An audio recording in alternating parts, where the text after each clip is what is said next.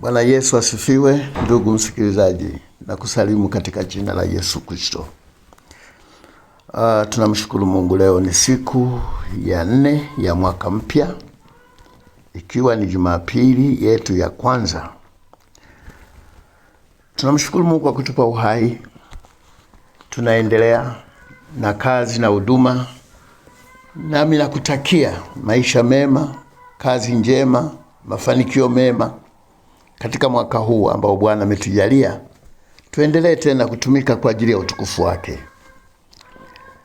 Leo ninakwenda kuzungumza juu ya masomo ambayo si mara ya kwanza kuyafundisha, lakini kwa sababu maswali nimekuwa nikirudia katika masomo ambayo maswali hayaishi,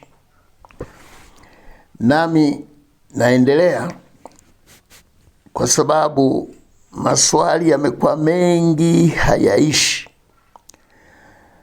Mungu akusaidie kwenda pamoja nami katika muda huu. Somo lenyewe ni kuja kwa Yesu mara ya pili.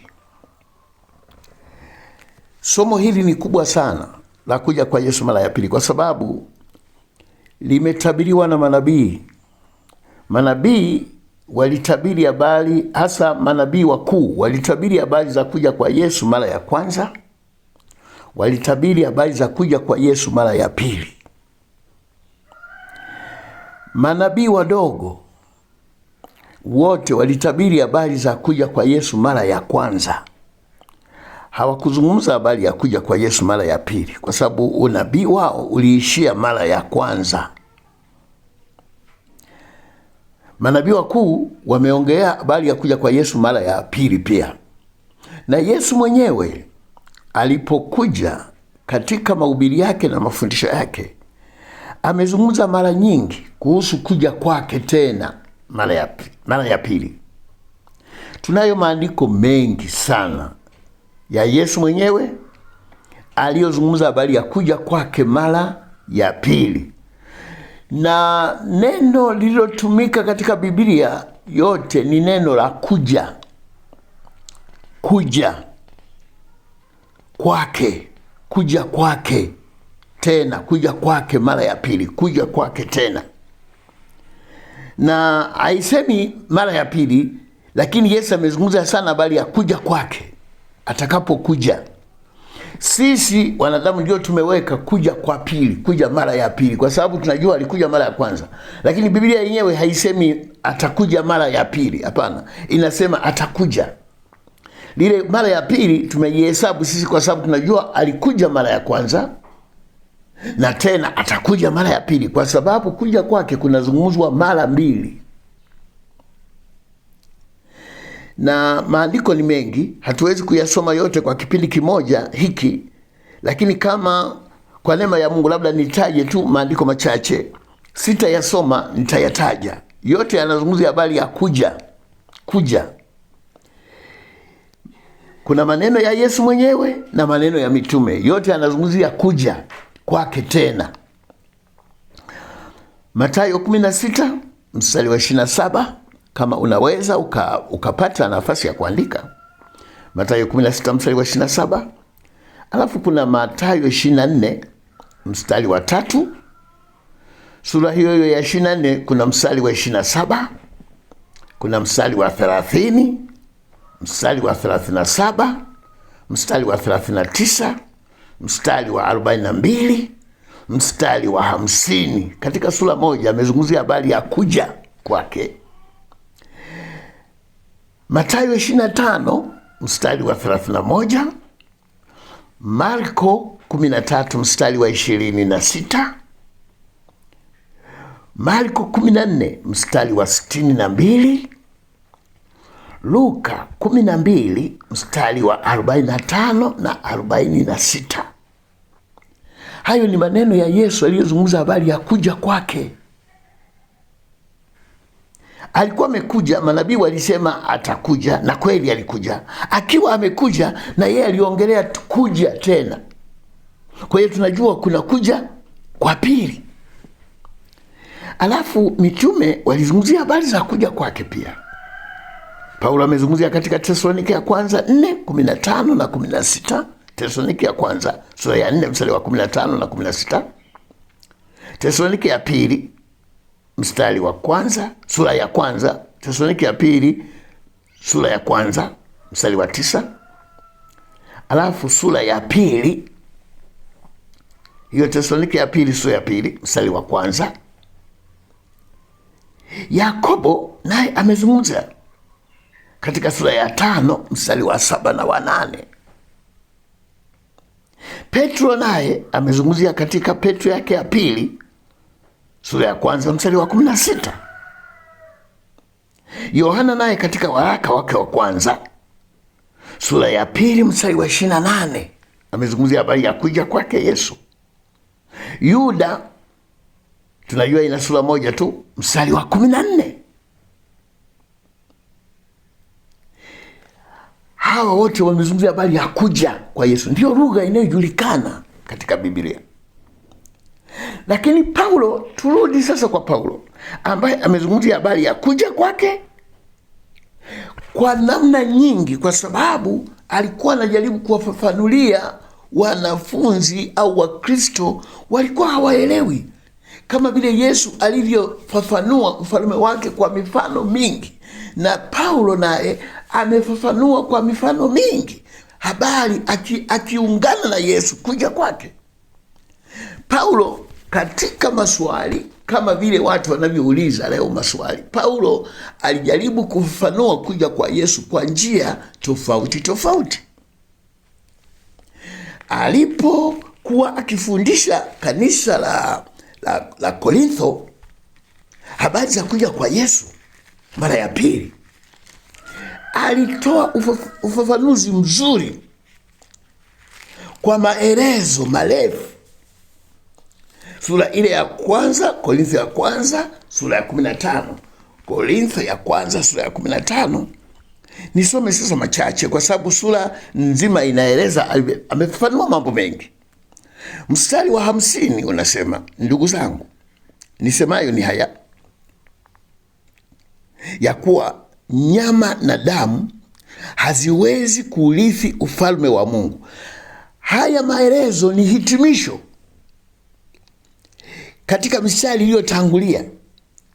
Ameeleza habari ya mwili wa udongo na mwili wa mbinguni.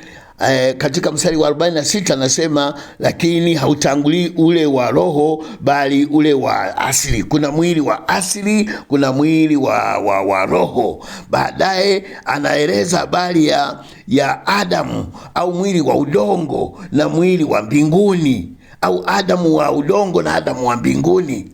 Kama alivyo yeye wa udongo, ndivyo walivyo walio wa udongo, na kama alivyo yeye wa mbinguni, ndivyo walio wa mbinguni. Sasa kama alivyo wa udongo ndivyo walivyo wa udongo, katika mstari wa 48, kama yeye alivyo wa udongo ndivyo walivyo wa udongo, anamsema ni Adamu. Tumerithi, aliumbwa kwa udongo na sisi tuko kwa udongo. Kama yeye Adamu alivyo wa udongo na sisi tumekuwa wa udongo. Lakini kuna Adamu wa pili, kama alivyo wa mbinguni, kama alivyo yeye wa mbinguni, ambaye ni nani? Ni Yesu, ndivyo walivyo walio wa mbinguni. Kwa hiyo kuna vielelezo viwili, udongo na mbinguni. Sasa Yesu ni wa mbinguni, Adamu ni wa udongo. Yesu ni wa mbinguni. Wa mbinguni manake nini? Yesu ni wa roho. Mbinguni manake roho. Neno mbinguni linawatatiza sana watu. Wanaposikia neno mbinguni wanaonyesha angani. Neno mbinguni manake wa roho. Ndivyo tulivyo. Mstari wa 49 unasema, kama tulivyochukua sura yake yule wa udongo, tumechukua sura ya Adamu ya mwili, kadhalika tutaichukua sura yake yeye aliye wa mbinguni. Sura ya mbinguni, sura ya Yesu. Sura ya mbinguni manake nini? Sura ya roho. Haya maneno yanaleta mchanganyiko watu. Wasema mbinguni, Maana watu wanaamini mbinguni kuna mahali kunakoitwa mbinguni. Usipoondoa hilo wazo, utapata shida na Biblia mpaka utakufa, hutaielewa Biblia. Mbinguni sio mahali fulani kulinakoitwa mbinguni. Mbinguni ni ulimwengu wa kiroho usioonekana, anakopatikana Mungu. Kama Mungu asivyoonekana ni wa roho, na ulimwengu wenyewe hauonekani ni wa roho, na walio wa mbinguni nao hawataonekana ni wa roho. Ndipo anakuja kuhitimisha mstari wa 50. Anasema, ndugu zangu, maelezo haya yote, kutokana na maelezo haya yote nisemayo au makusudi yangu, maana yangu ni hii, ya kuwa nyama na damu haziwezi kurithi ufalme wa Mungu. Mwili wa udongo hauwezi, wala uharibifu kurithi kutokuharibika. Mwili huu unaoharibika hautarithi kutokuharibika. Mstari wa 51, angalieni nawaambia ninyi siri, hatutalala sote, lakini sote tutabadilika. Wakati wa kuja kwake Bwana, sio wote watakuwa wamekufa. Hapana, watakuwa wapo waliokufa, wapo walio hai. Ndio maana nasema hatutalala sote. Yesu kuja kwake, wengine watakuwa wamekwisha kufa. Hata sasa wengi wamekufa katika Bwana na wataendelea kufa, lakini atawakuta wengine wakiwa hai. Kwa hiyo hatutalala sote, lakini sote tutabadilika. Waliokufa na walio hai wote tutabadilika. Kufa hatutakufa wote, kulala hatutalala wote, lakini kubadilika tutabadilika wote. Waliokufa na walio hai tuwe sawa. Huko kubadilika kutakweje? Anasema kwa dakika moja, kufumba na kufumbua wakati wa parapanda ya mwisho. Mabadiliko hayo yatafanyika kwa dakika moja. Hapa amechanganya mambo mawili, kwa sababu kufumba na kufumbua haichukui dakika, hata sekundi haichukui. Neno zuri ni kwamba mtu akichukua kitu kwa dakika moja, sio kunyakua, lakini kufumba na kufumbua ni tendo la kunyakua. Tutabadilika kwa mfano wa kunyakua, maana ni kufumba na kufumbua.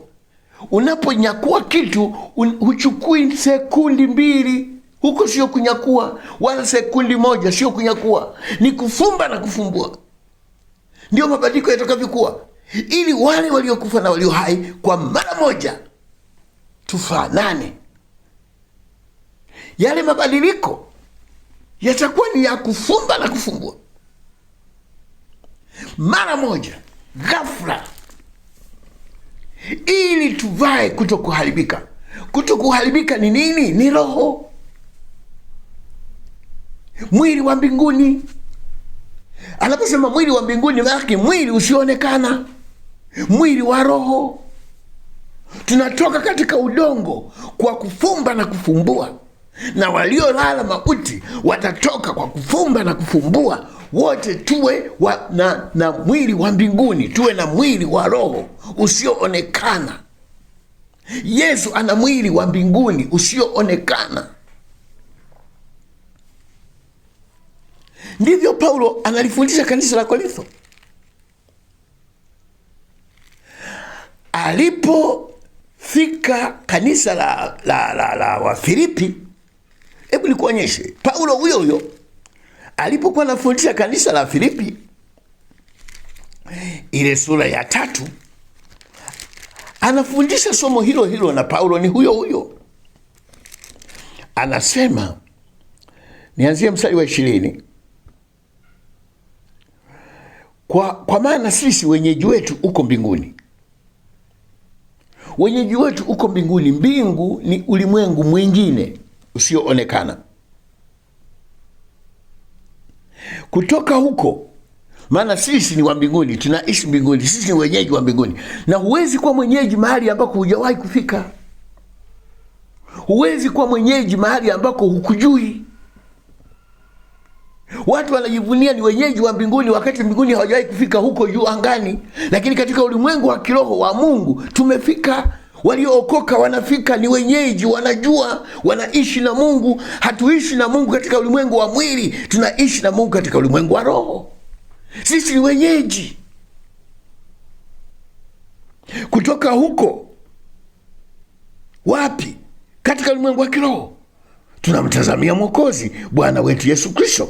22, atakaye ubadili mwili wetu wa unyonge upate kufanana na mwili wake wa utukufu. Badala ya kung'ang'ana tutakweje, tumjue Yesu ana mwili gani, mwili wa utukufu ukoje, Yesu yukoje. Tukimjua Yesu ni nani, tukimjua Mungu ni nani, yukoje, hatutagombana sisi, tutakuwa hivi, tutafanana naye.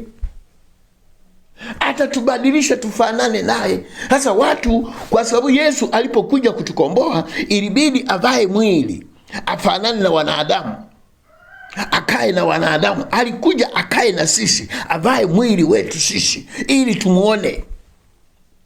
Watu wanadhani hata mwisho wakati wakuja atakuja afanane na sisi. Hapana, sisi ndio tutakaofanana naye. Ule mwili tunaousema Yesu aliukana duniani sio mwili wake, aliuvaa kwa ajili yetu. Yeye ana asili yake, yeye ni roho, na sisi wakati tutakapobadilishwa tutafanana na asili yake. Yeye ni roho na sisi tutafanana naye aliye roho. Kwa nini watu wanang'ania sana mwili huu, wanautetea? Kwa sababu wanaupenda. Tutabadilishwa, atatubadili tufanane naye. Kwa hiyo ndivyo alivyofundisha kanisa la Korintho na kanisa la Filipi, kwamba tutabadilishwa, hatutakuwa hivi tulivyo. Anapolifundisha kanisa la Kolosai habari hii, na Paulo ni huyo huyo, anatumia lugha nyingine. Katika Kolosai sura ya 3 anasema mstari wa 4, 3:4 anasema Kristo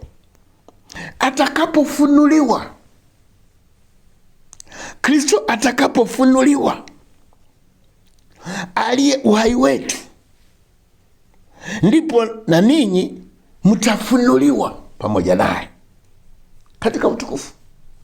Kwa hiyo Yesu kuja atafunuliwa. Hasemi atakuja, atafunuliwa, ili na sisi tufunuliwe. Kwa nini anatumia neno kufunuliwa? Yesu ana asili yake atakayo. Yesu yupo. Tumezungumza habari ya kwamba ufunuo hauzungumzi kitu ambacho hakipo. Ufunuo unafunua kitu ambacho kipo, kimefichika. Yesu tunaye. Hata hapa nilipo ninaye Yesu, lakini simuoni kwa macho haya ya nyama, simuoni.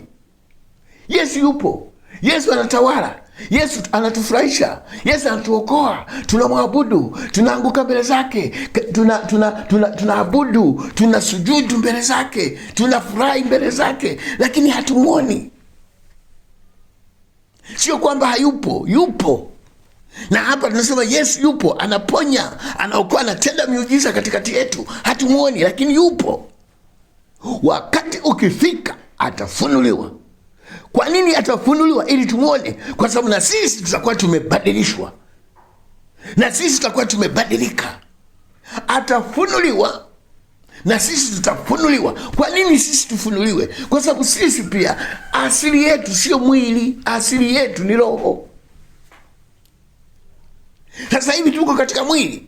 Tutakapofunuliwa asili yetu, na yeye atafunuliwa, na sisi tutafunuliwa, tutaungana katika asili ya roho ili tufanane naye. Wakati maandiko yanasema atakuja, mengine yanasema atafunuliwa. Kufunuliwa manake yupo.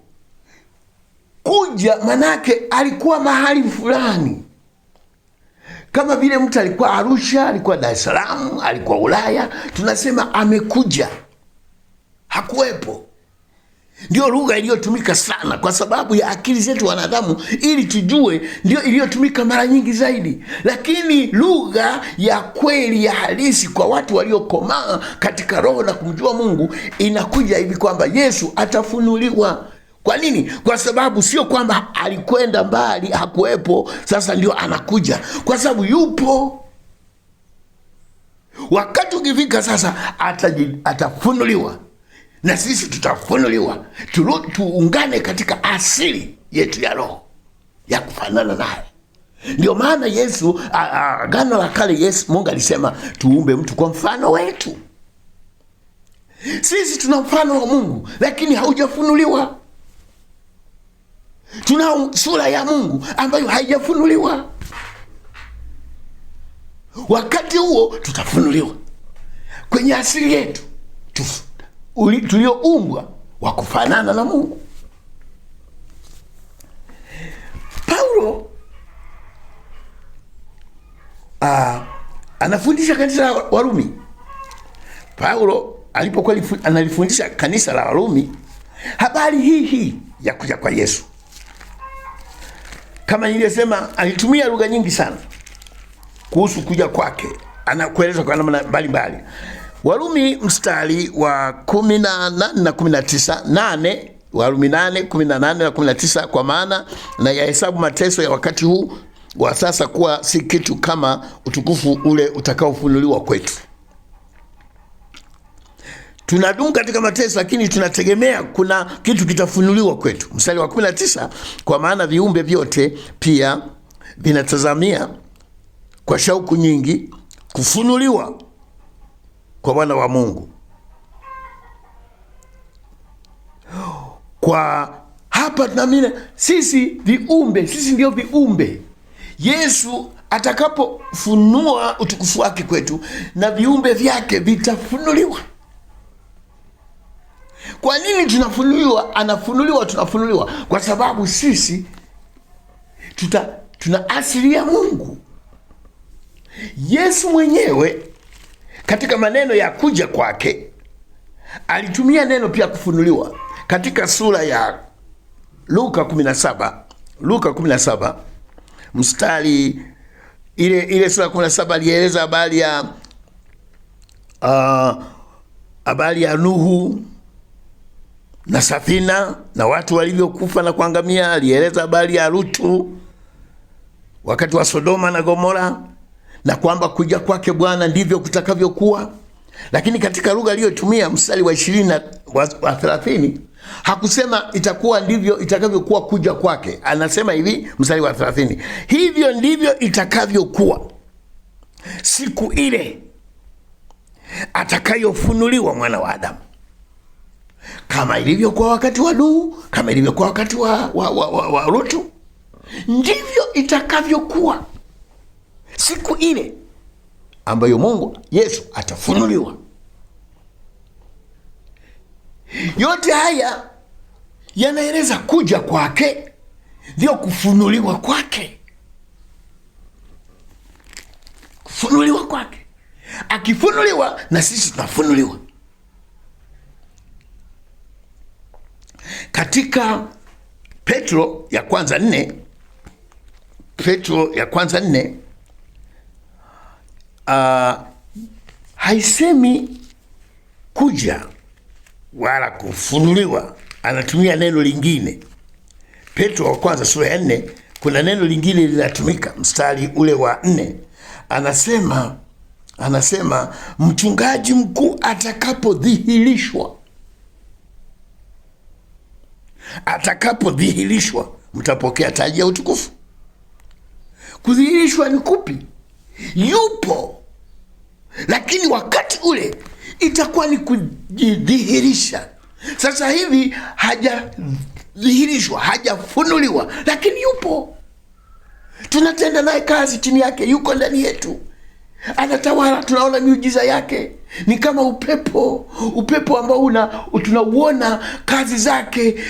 Ukitikisa miti, ukizua nyumba, ukipeperusha vitu na takataka, upepo unafanya kazi. Upo, lakini hatujauona. Yesu yupo, anatenda kazi, lakini hajadhihirishwa ili tufanane naye. Atakapodhihirishwa, manake atakapokuja, atakapofunuliwa.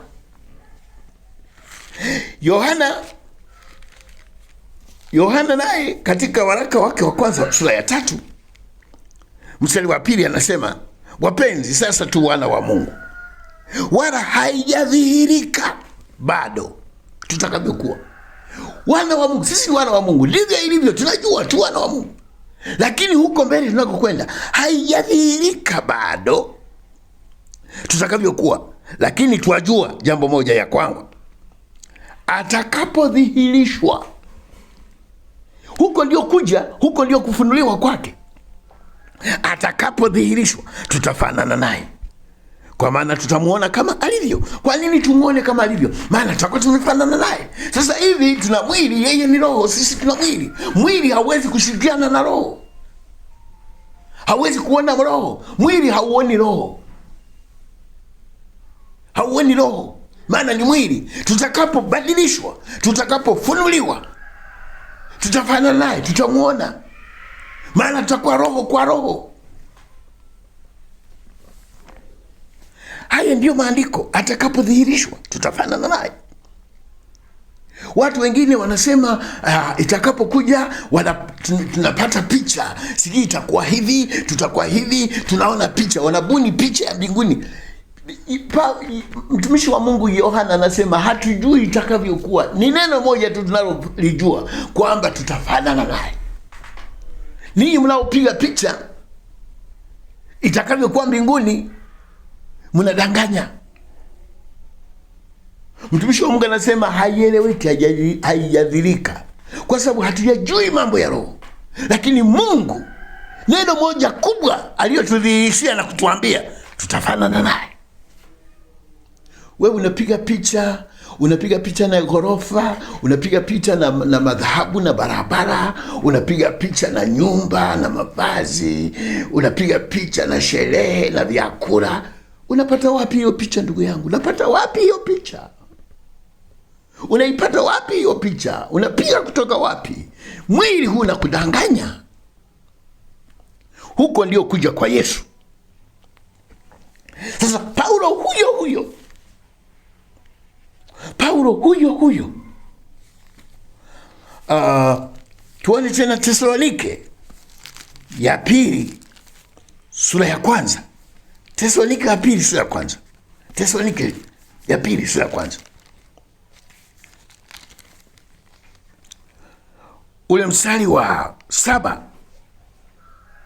anasema, na kuwalipa ninyi mteswao raha pamoja na sisi wakati wa kufunuliwa kwake Bwana Yesu kutoka mbinguni pamoja na malaika. Atafunuliwa kutoka mbinguni, atafunuliwa kutoka ulimwengu wa kiroho kuonekana kwetu, kutokea ulimwengu wa kiroho. Mbinguni ni ulimwengu wa kiroho, ulimwengu usioonekana. Atafunuliwa kutoka mbinguni.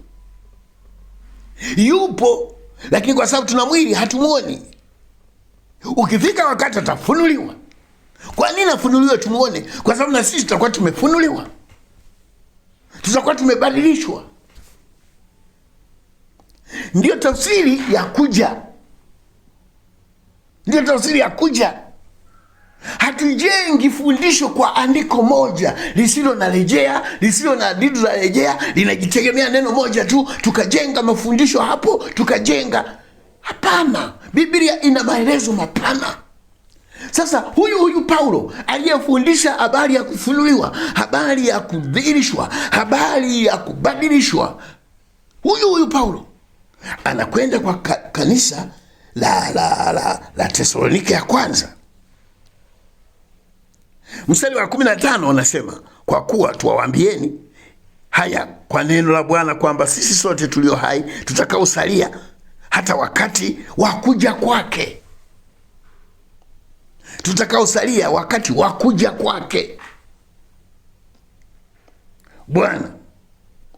Hakika hatutawatangulia wao waliokwisha kulala mauti. Hatutawatangulia. Ina maana gani kwamba hatutawatangulia? Tumesoma kwamba kwa Wakorintho amesema hatutalala sote, lakini sote tutabadilika. Maanake wengine watakuwa hai, wengine watakuwa wamelala.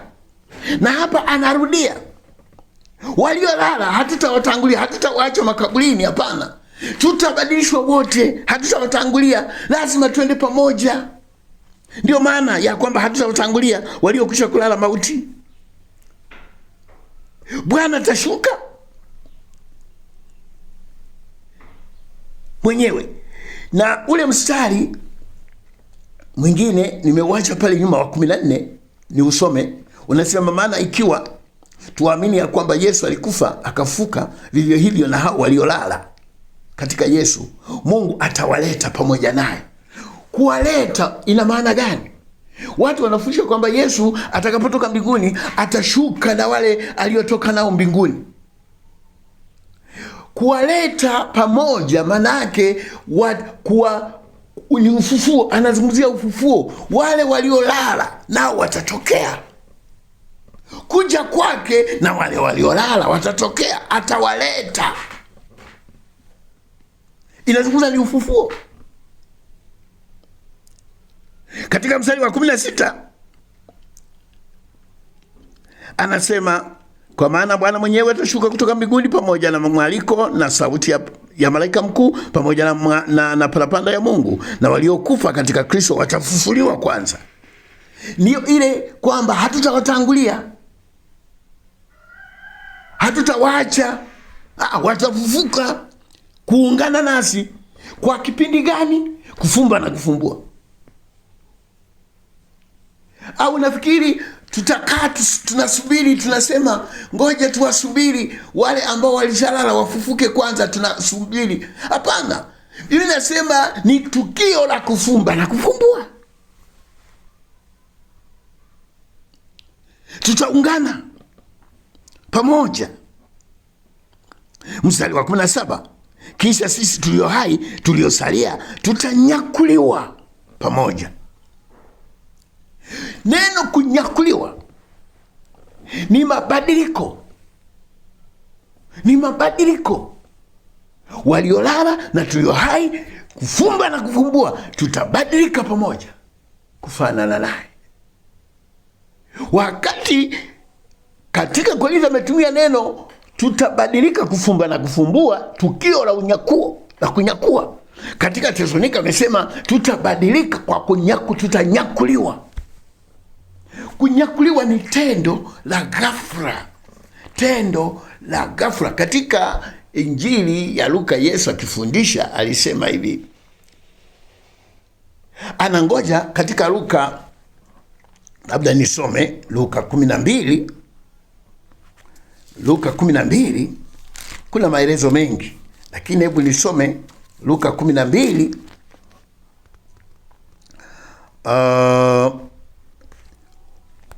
ule mstari wa 35 na 36.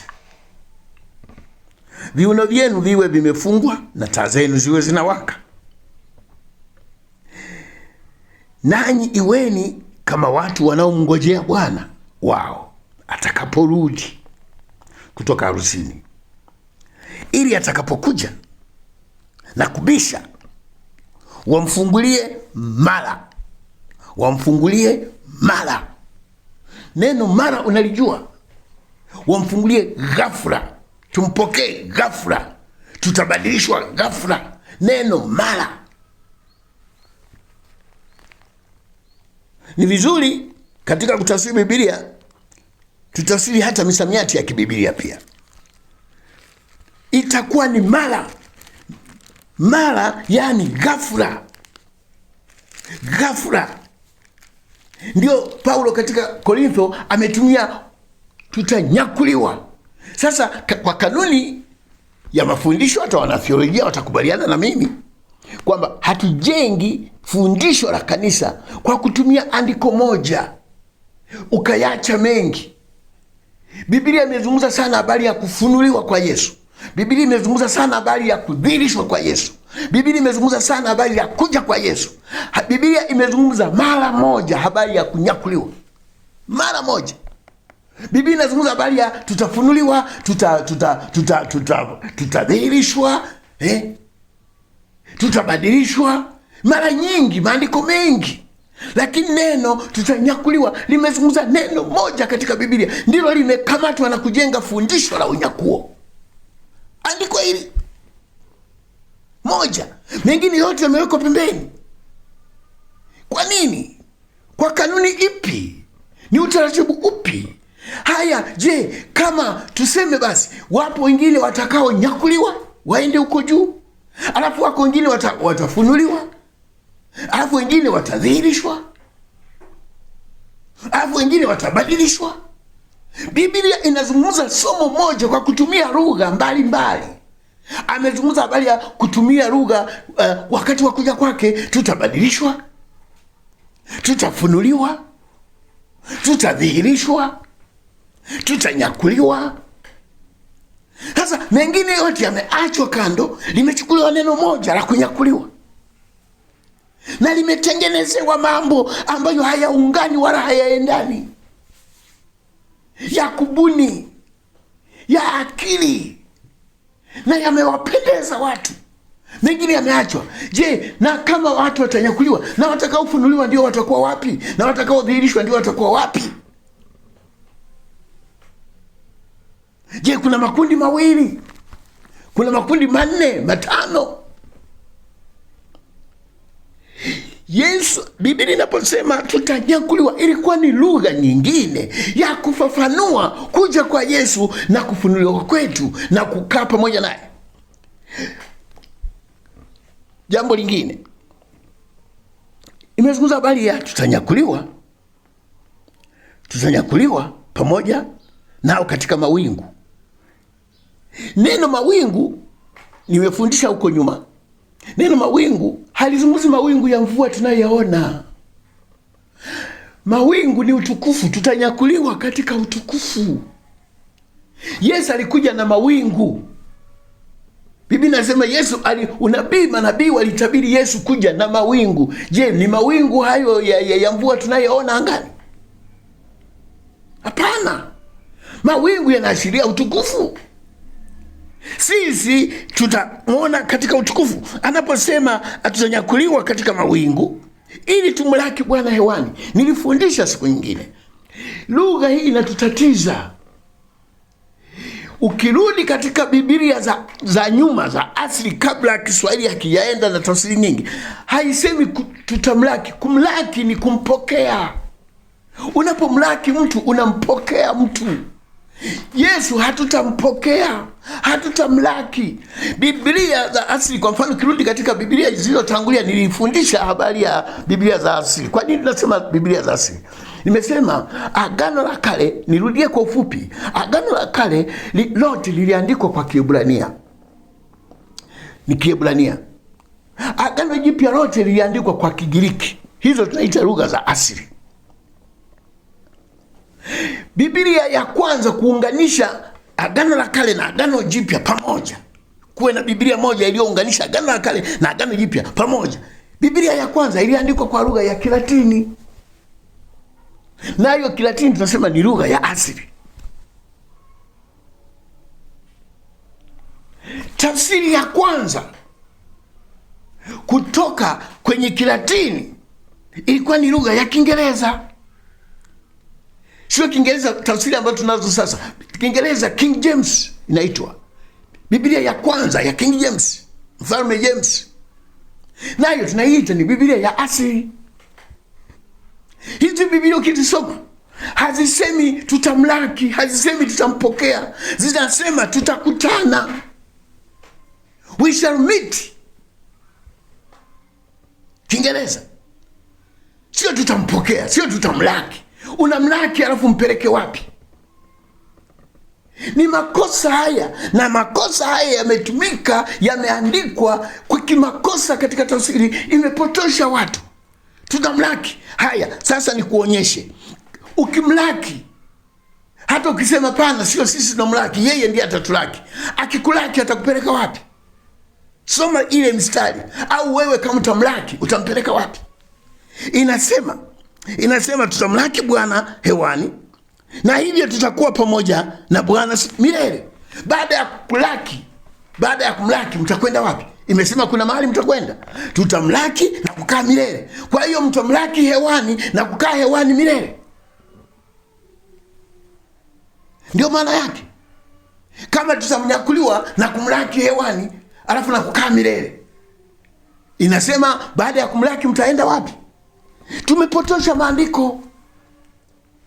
Kanisa linaishi hewani. Kanisa linaishi mbinguni, ulimwengu wa kiroho, ulimwengu wa juu. Ulimwengu linaishi mawinguni kiroho. Tuko juu, ulimwengu wa kiroho. Tuko mlimani, tuko hewani. Hatupo katika hii dunia ya mwili. Sisi tuko juu, tumeinuliwa. Tuliookoka, tunaomjua Mungu, tumeinuliwa.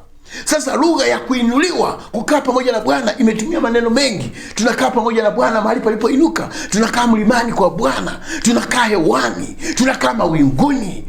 Tunakaa ulimwengu wa kiroho. Katika Mathayo tunakaa, sura 24 anasema walio darini wasishuke chini. Tuko darini, tuko juu, tuko hewani. Tutakutana na Bwana tukiwa hewani, tukiwa mlimani. Sio tutatoka hapa juu chini, tunyakuliwe, tuende hewani, tukubatane, tumlaki. Alafu tukimlaki, Biblia inasema tutakaa naye milele. Kwa hiyo kama una tafsiri kimwili ni kwamba tutatoka duniani, tutakwenda hewani, tutamlaki. Tukimlaki tutakwenda wapi?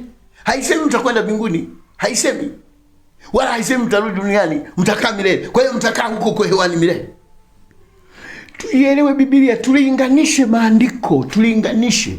Na maandiko yaliyopotoka yanavuma sana, yanapendwa sana, yanakuwa na ushabiki mwingi sana. Lakini soma Biblia, sikupe akili zangu na kuonyesha maandiko. Kwa nini maandiko yawe mengi, alafu tuchambue, tuchukue andiko moja litawale kanisa na mafundisho yote ya kanisa, andiko moja. Neno la kunyakuliwa ndio limesababisha watu waamini kwamba tutanyakuliwa miili hii, tutakwenda mbinguni huko juu na miili yetu tukakage huko. Limetokana na nini? Limetokana na neno kunyakuliwa, maana ni miili itakayonyakuliwa. Na Biblia inasema mwili na nyama haviendi popote. Kwa nini shetani anatudanganya ili tuwe na ufahamu mdogo wa kumjua Mungu na hatima yetu?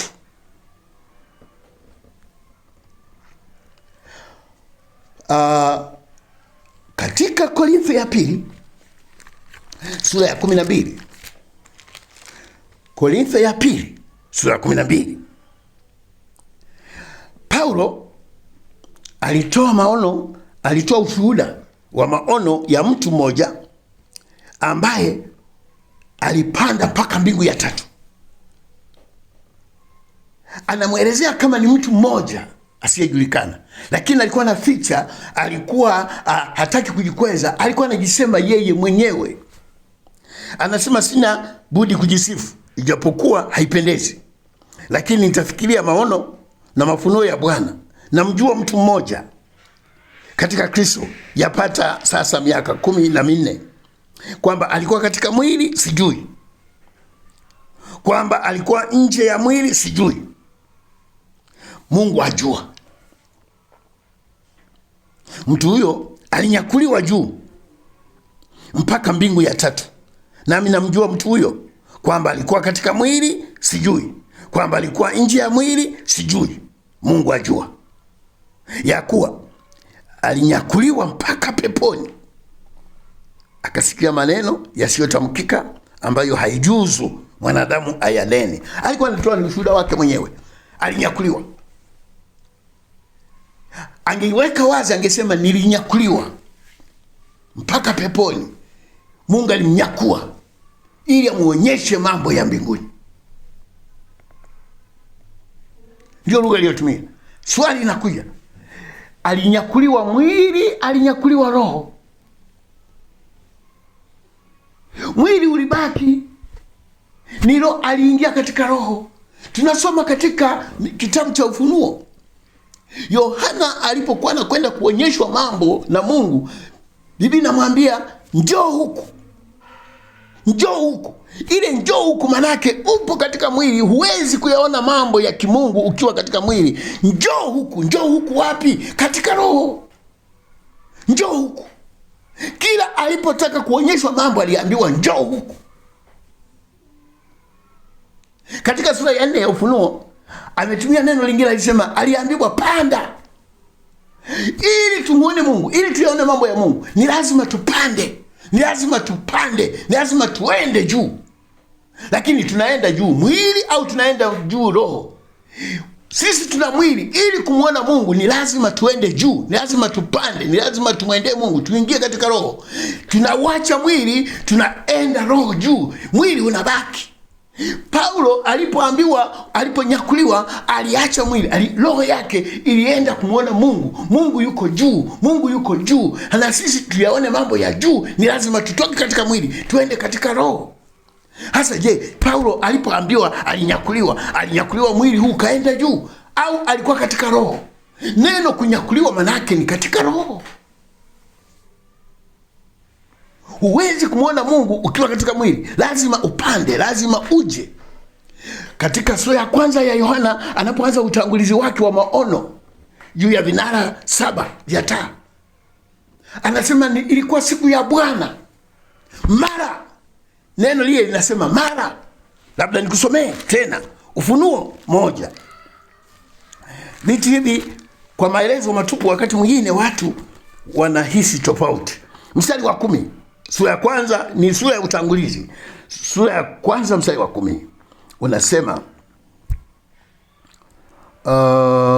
mstari wa 10 nasema, nalikuwa katika roho siku ya Bwana, nikasikia sauti kuu nyuma yangu kama sauti ya baragumu. Siku ya Bwana alikuwa katika roho. Ukienda sura ya 2 anasema nikaambiwa panda huku. Mstari wa 1. Panda huku ni wapi? Ingia katika roho. Sura nyingine nakwambia njoo huku. Kule ndio kunyakuliwa, kule ndio kupanda. Biblia inaposema tutanyakuliwa, tutafunuliwa, manake ni tukio litakaloleta mabadiliko ya ghafla, kufumba na kufumbua. Tutakuwa pamoja na Bwana. Haisemi tutakwenda mbinguni. Naweza nikakupa ndugu yangu, najua kuna mambo mengine tunakwenda kihisia, kimapokeo, kinini. Watu wengine kila ninapofundisha, wapo wengine wanatoa komenti zao za matusi, za kukebei, za kusema wewe ni mwongo. Nakubali, kwa sababu kutukanwa na watu wasiojua, mtu asiyejua, mtu asiye na hoja hana jambo lingine zaidi ya kutukana na kukebei. Ni kuonyesha na wahurumia kwa sababu hawajui kitu. Lakini nikupe bado, naweza nikakupa kazi kama unataka kufanya. Tafuta katika Biblia ikuonyeshe, useme maandiko yanayosema Bwana atatuchukua kutupeleka mbinguni,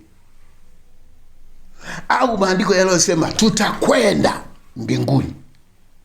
We andika tu, tafuta hayo maandiko uyaorodheshe, tuyajadili, tuyaseme, uyalete yanayoeleza kwamba tutaondoka, tutakwenda mbinguni, au Bwana atakuja atatuchukua atupeleke mbinguni. Tafuta andiko kama hilo linaloeleza kitu kama hicho, ulione katika Biblia, ulilete. Biblia haisemi. Biblia inasema tutakutana, tutaungana na Bwana milele. Tutafunuliwa, atafunuliwa, tutafunuliwa, tutaungana milele. Atadhihirishwa, tutafanana naye, tutakaa naye milele. Haisemi atatuchukua, atatupeleka. Wanaosema atatupeleka wanamaanisha mbinguni. Kuna mahali huko mbali kunakoitwa mbinguni, ambako tunatakiwa tusafiri, tutoke hapa duniani, tusafiri tuende huko. Biblia haijasema popote kwamba mbinguni ni kusafiri. Mbinguni hatusafiri, mbinguni tunafika kwa kubadilika. Mbinguni tunaingia kwa kufunuliwa. Mbinguni tunaingia kwa kudhihirishwa. Asili yetu tunayo, iko hapa, lakini haijadhihirika. Ni kubadilishwa kwa ghafla, ambako ni kama kunyakuliwa, tunakuwa mbinguni. Biblia katika Paulo katika Korintho ya pili anasema, naona tuna mwili huu, sura ya 5, tuna mwili huu ndio unaotuzuia tusione mbinguni, iwe kama mbali. Mbinguni sio mbali. Tukitoka tu katika mwili tuko mbinguni. Kinachozuia tuione mbinguni iko mbali ni kwa sababu tuna mwili. Mwili ukitoka tuko mbinguni, maana roho ndio ya mbinguni. Watu wanasema tutakwenda, tutasafiri, sijui tutapaa, sijui tutaenda wapi. Hayo mawazo yamebuniwa kutokana na maandiko yaliyotafsiriwa tofauti. Bwana atajifunua asili yake, na sisi tutafunuliwa, tutafanana naye. Atakapodhihirishwa, tutadhihirishwa pamoja naye. Atakapofunuliwa, tutafunuliwa pamoja naye, tutakaa naye milele. Unasema mbinguni ni kule juu. Mimi nasema mbinguni haiko kule juu. Ile ni mbingu ya mwili iliyoumbwa, ambayo haihusiki. Ulimwengu na uona ni ulimwengu wa mwili ambao hatuhusiki. Sisi tuna ulimwengu wetu, tuna mbingu yetu. Katika Ufunuo 12 mstari wa 12 anasema, enyi mbingu furahini na wale mnaokaa humo ndani ya mbingu. Sisi wa Kristo tunakaa ndani ya mbingu isiyoonekana. Huko tunakutana na Bwana, huko tutamwona Bwana, huko tutakutana, huko kama ni kumlaki tutamlakiana huko na kukaa huko.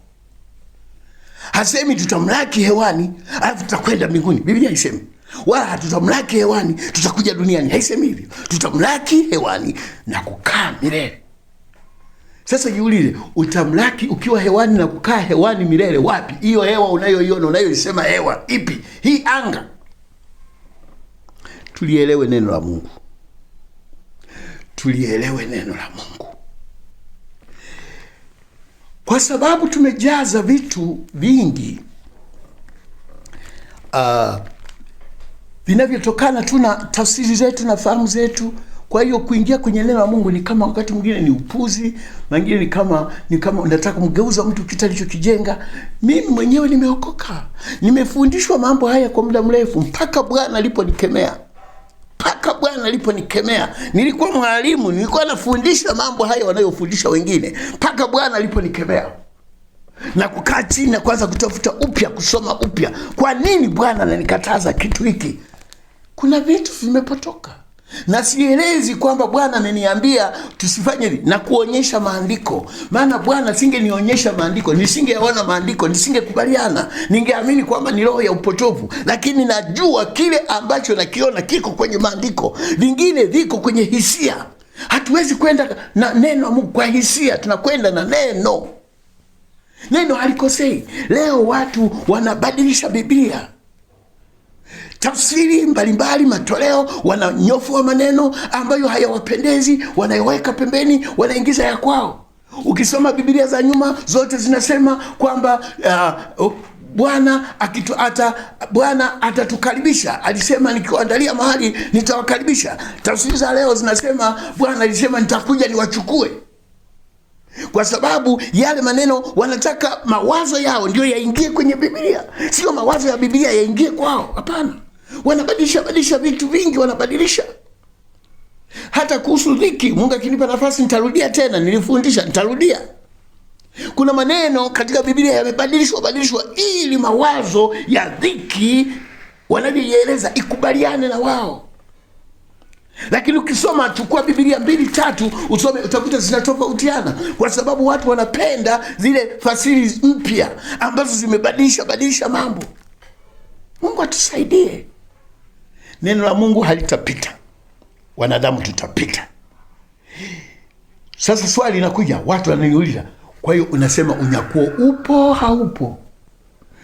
Mimi nasema neno unyakuo lilikuwa ni neno la maelezo, kuelezea kuja kwake Yesu. Niulize, Yesu atakuja tena? Yesu mwenyewe alisema nitakuja. Katika maelezo ya kuja yameelezwa kwa njia nyingi. sawa na kunyakuliwa, sawa na kubadilishwa, sawa na kudhihirishwa, sawa na kufunuliwa. Sasa watu wamekamata mkia, wameacha kichwa. Watu wanaelezea unyakuo, tutanyakuliwa, tutapanda juu, huko juu utakwenda kuishi siri na nini na nini. Hayo hayapo. Alafu nimeeleza kitu kingine. Kwa nini andiko moja lijenge fundisho kubwa namna hii katika kanisa, wayache mambo mengine yote? Ni hila za Ibilisi. Shetani anapotaka kutugeuza, kututoa katika mstari, anatumia ujanja mwingi.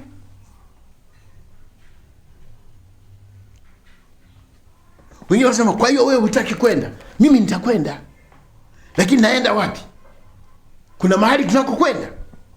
Mimi namsubiri Bwana Yesu atakapofunuliwa, na mimi nitafunuliwa, bila kujali nimelala usingizi, niko kaburini. Maana inasema hatutalala wote, wengine watakuwa hai, lakini sote tutabadilika, walio kaburini na walio nje. Bwana atawaleta, maanake wote atatuunganisha pamoja. Ndio maana bila katika Korintho anasema atawaleta pamoja nao. Wote tutaungana, hakuna atakayepotea, hakuna atakayepotea. Tutafurahi pamoja na Bwana milele. Swala kwenda kuishi kwenye nyumba, kwenye ghorofa, swala kwenda kuishi na kutembea barabara, sijui na lami na nyumba na vyakula, sijui na nini, hayo ni mawazo ya kibinadamu, sio Biblia. Yametengenezwa na wanataka Biblia ikubaliane nao. Yameanzishwa na watu na wengine wanafuata bila kutafiti. Huko mbinguni Mungu anakula. Huko mbinguni Mungu ana majiko ya kupikia, ili na sisi tukapike kama yeye anavyopika. Mungu mbinguni anakula, analima, ili na sisi tukifika huko tukalime, tukale.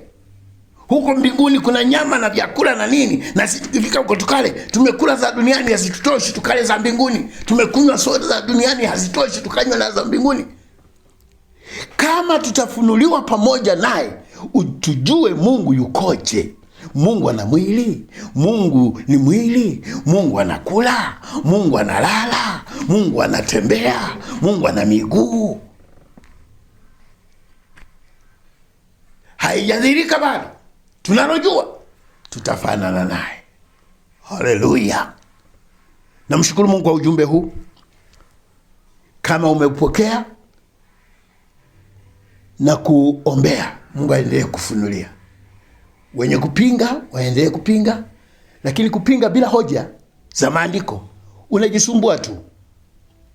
Wengine wameniita nabii wa uongo, wengine mwalimu mbaya, sijui na nini, mpotoshaji, wananitakia nife. Sifi ndugu yangu. Hujui nilikotoka, hujui nilikotoka. Asante kwa Mungu. Wale wanaoelewa, fuatilia maandiko nayokupa. Nimejaribu kukupa maandiko mengi. Akili zetu zinamtangulia Mungu. Mungu anakuwa nyuma, sisi uko mbele. Mpaka tunasema na kitu ambacho Mungu hajasema. Sasa imezuka kuja kwa Yesu mara mbili. Wasema Yesu atakuja, wasema pana, yale maandiko ya kuja yapo, atakuja, lakini kwanza tutatangulia kuleta unyakuo. Akileta unyakuo baada ya miaka 7 ndio atakuja. Yesu alisema wapi kwamba atakuja mara mbili? Yesu alisema wapi kwamba atakuja alafu ataleta na unyakuo? Tunayakuta wapi kama si akili zetu zimechanganyikiwa? Manabii walisema wapi? Mitume walisema wapi? Yesu alisema wapi? Biblia inasema Yesu ndiye jiwe kuu la pembeni linalojenga mafundisho ya kanisa. Unajua maana ya jiwe kuu? Jiwe kuu la pembeni maana jiwe lenye kona, linalokaa kwenye kona. Kona ndio inaitwa pembeni. Kiingereza wanasema cornerstone. Yesu ni cornerstone. Yesu ni jiwe la pembe ambalo unaweka jiwe kwenye pembe, na pembe unafunga kamba toka kona mpaka kona. Ile kona inapimwa kwa pima maji, na ile kona inapimwa kwa pima maji. Unapofunga kamba toka jiwe la kona mpaka jiwe la kona ambalo ni jiwe la pembeni, mawe mengine yote, matofali mengine yote yafuate kamba. Kama fundisho lako halifuati kamba ya Yesu,